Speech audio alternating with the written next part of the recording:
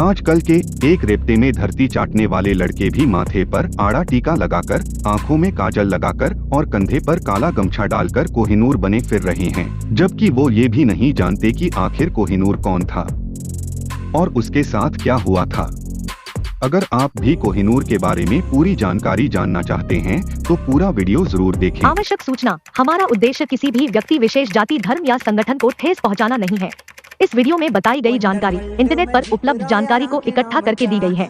दर्शकों से निवेदन है, कृपया वीडियो को अपने विवेक से देखें।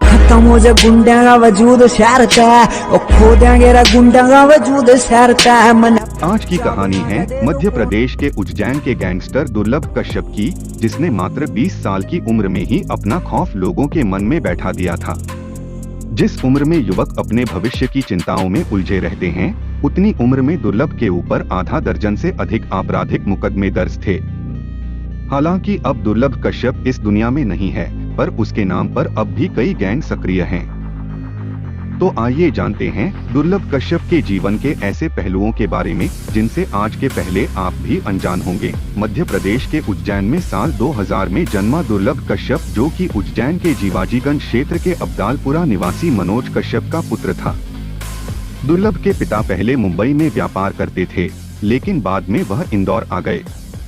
दुर्लभ की माता उज्जैन के क्षीर सागर क्षेत्र में भूतपूर्व स्कूल टीचर रह चुकी है। दुर्लभ एक सभ्य परिवार का लड़का था। जब दुर्लभ समय के साथ थोड़ा बड़ा हुआ तो उसने काम भी बड़े अजीब तरीके से शुरू किए। जैसे कि उसने अपनी फेसबुक की प्रोफाइल पर लिख रखा था कि किसी भी तरह के विवाद निपटारे के लिए संपर्क करें। इसके अलावा सोशल मीडिया पर खासा सक्रिय रहने वाला दुर्लभ कश्यप अपना व गैंग के प्रचार के लिए फेसबुक को सहारा बनाता था। वह यहीं पर लोगों को धमकी देता और गैंग का बखान करता। दुर्लभ की उम्र भले ही कम थी, लेकिन काम ऐसे ही गलत थे। फेसबुक के जरिए ही रंगदारी और सुपारी लेना उसका पेशा बन गया था। इसके अलावा उसकी गैंग में अधिकतर नाबालिग लड़के ही शामिल थे।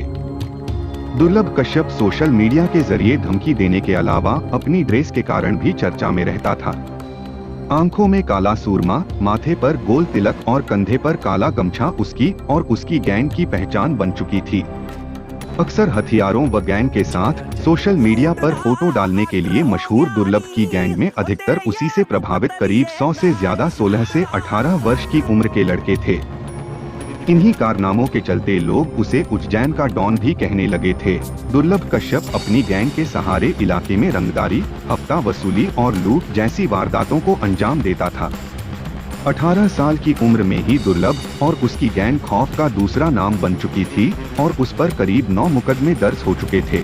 दुर्लभ कश्यप गैंग के सभी बदमाश एक ही तरह की ड्रेस पहनते थे, जैसा दुर्लभ का पहनावा था। इसके अलावा दुर्लभ ने अपनी फेसबुक प्रोफाइल पर खुद को कुख्यात बदमाश, हत्यारा और नामी अपराधी लिख रखा था। साथ ही विज्ञापन की शक्ल में अक्सर लिखता था कि किसी भी तरह के विवाद निपटारे के लिए संपर्क करें। 16 साल की उम्र में जुर्म की दुनिया में उतरा दुर्लभ 2 सालों में आतंक का दूसरा नाम बन गया। हालांकि जब इसकी जानकारी तत्कालीन एसपी सचिन अतुलकर जी और पुलिस प्रशासन को लगी, तब उन्होंने कई प्रयासों के बाद कश्यप की गैंग का पर्दाफाश करते हुए उस गैंग के 2 दर्जन से अधिक लड़कों को गिरफ्तार कर लिया था। पुलिस कार्रवाई के बाद दुर्लभ को जेल भेज दिया गया, लेकिन उसके नाम पर गैंग चलता रहा।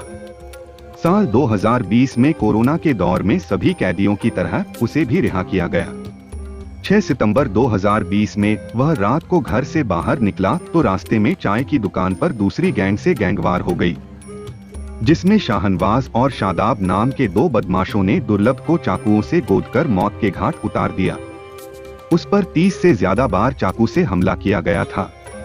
कहा जाता है कि उस रात दुर्लभ के साथ उसके दोस्त भी थे, परंतु वो भी उस वक्त भाग गए। वीडियो पसंद आया तो वीडियो को लाइक करके हमारे चैनल को सब्सक्राइब करके घंटी वाला बटन भी दबा दें, ताकि ऐसी ही और भी दिलचस्प कहानियां आप सबसे पहले देख पाएं।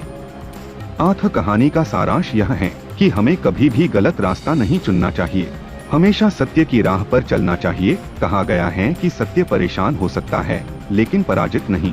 आशा करता हूँ इस वाकये से आपको बहुत कुछ अच्छी बातें और साथ ही बुरी बातें भी सीखने को मिली होंगी। तो आप बुरी बातों को नजरअंदाज करते हुए हमेशा सच के रास्ते पर चलेंगे, ऐसा मेरा विश्वास है। मिलते हैं ऐसी ही किसी सच्ची घटना की कहानी के साथ। तब तक के लिए जय हिंद, वंदे मातरम, जय श्री महाकाल।